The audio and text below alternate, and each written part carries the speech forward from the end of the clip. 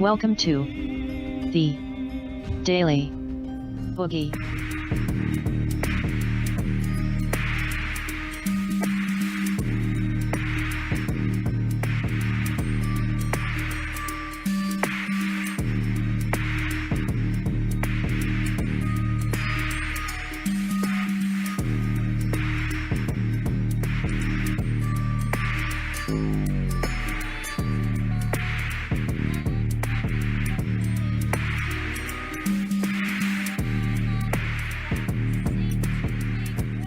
I wouldn't want this for anyone's daughter.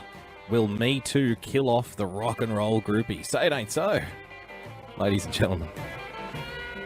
Male rock stars of the 70s and 80s were often notorious for sleeping with young female fans. Now women are starting to see those encounters in a very different light. How embarrassing for them. In 2001, when the Motley Crue biography The Dirt was published, barely an eyebrow was raised at the debauchery described within. Even one of the darkest tales, in which Nicky Sixx said he, quote, pretty much raped an intoxicated woman after he had sex with her in a cupboard, and then sent Tommy Lee in to do the same, did little to damage Sixx's reputation.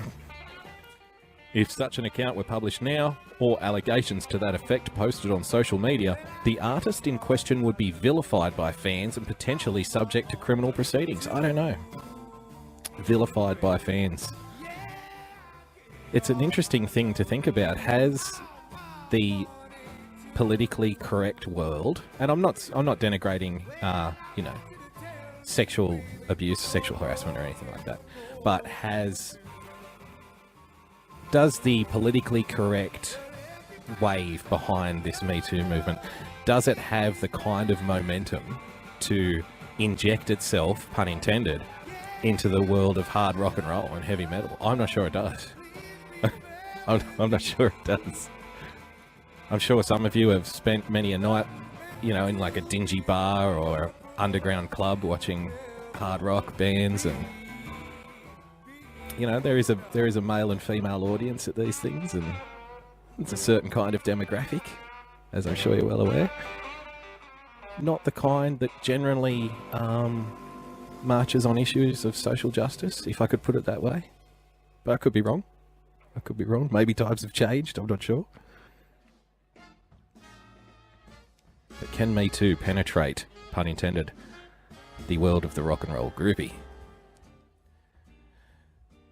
Brand New's UK tour was cancelled after its frontman, Jesse Lacey, was accused last November of, quote, soliciting nudes from a then underage girl, after he apologised. Support acts pulled out of touring with the Polish metal band Decapitated. You've got to love Polish metal band names. After they were accused of gang raping a woman on their tour bus. They denied the allegations were charged in January. Rapper Nelly. You can't put Nelly up against these guys. I mean, look, that's Motley Crue there. Millie says, took Liberals to finally get to realise sleeping around brings about bad outcomes. Anti-Antifa says, feminist marches are notorious for the debauchery afterward. Yes, that's true. Tamara says, hold up, are females not supposed to flash their bobs at rock stars anymore? Well, Tamara, I'm glad you brought that up. I'm glad you brought that up. Even before the Me Too movement, fans were using social media to share allegations of inappropriate conduct by musicians, but the current high-profile conversation around consent and male entitlement...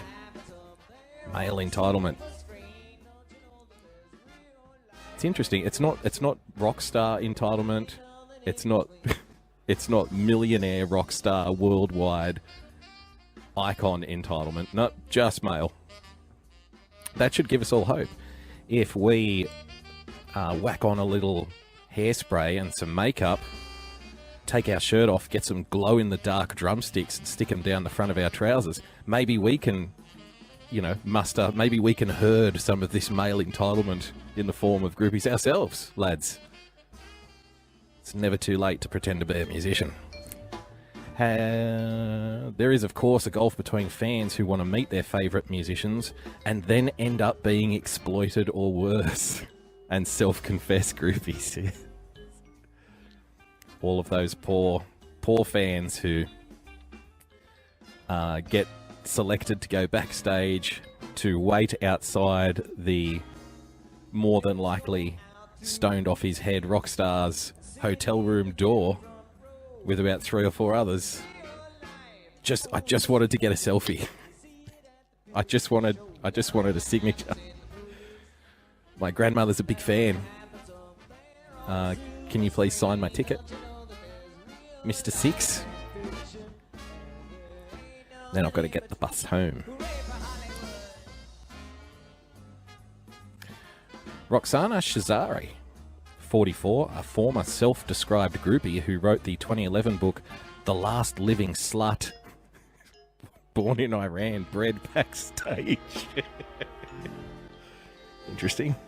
About her experiences, says her own desires were her priority when she began pursuing musicians, plural, including members of Motley Crue and Guns N' Roses. I wasn't a 19-year-old wide-eyed girl, she says.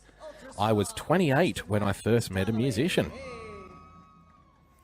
I was very in tune with my sexuality. I wanted to be around guys who I liked. I wanted them to treat me equally.